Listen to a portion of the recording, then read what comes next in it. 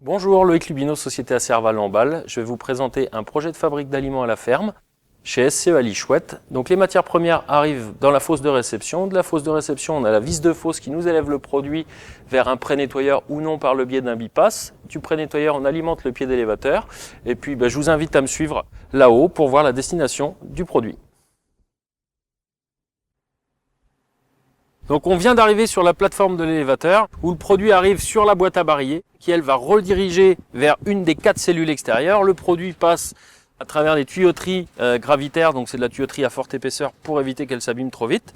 Et pour tout ce qui est tourteau de soja colza, on arrive vers le transporteur à chaîne qui se trouve juste en dessous, les sorties intermédiaires qui vont alimenter les 4 boisseaux. Et on se retrouve 20 mètres en dessous pour voir la reprise des produits.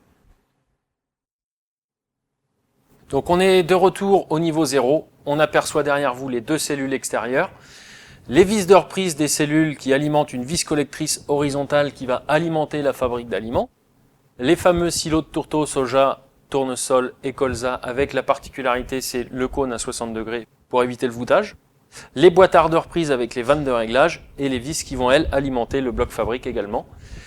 Sur la partie stockage manutention extérieure, c'est terminé. On va maintenant se diriger vers la fabrique d'aliments qui se retrouve dans le bâtiment. Donc on arrive maintenant dans le bâtiment de la fabrique d'aliments avec derrière vous les vis des matières premières qui alimentent le bloc broyeur mélangeur directement. Ici vous voyez la vis qui va alimenter vos 2 broyeurs qui sont positionnés sur la mélangeuse.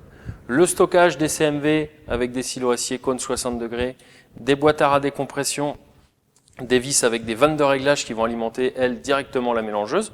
On va procéder au mélange et après on va transférer très rapidement par le biais de l'élévateur qui se retrouve derrière moi des boisseaux d'attente. Sous ces boisseaux d'attente, une écluse pour faire un transfert pneumatique vers des silos qui se retrouvent dans l'élevage, là où je vais vous emmener pour terminer la visite. Pour terminer la visite, on se trouve ici dans l'élevage. On aperçoit en arrière-plan le stockage de la fabrique d'aliments, la tuyauterie de refoulement du produit fini qui passe juste derrière vous. Si vous vous retournez, vous allez voir un aiguillage de refoulement avec sa vanne de destination, sa vanne de barrage. On a ici un cyclone de décompression avec un renvoi d'angle qui est lui équipé d'un tuyau anti-démélange dans le silo. La visite est maintenant terminée. Pour tout renseignement complémentaire, vous demandez Loïc Lubino, Société Acerva. Je vous remercie. Au revoir.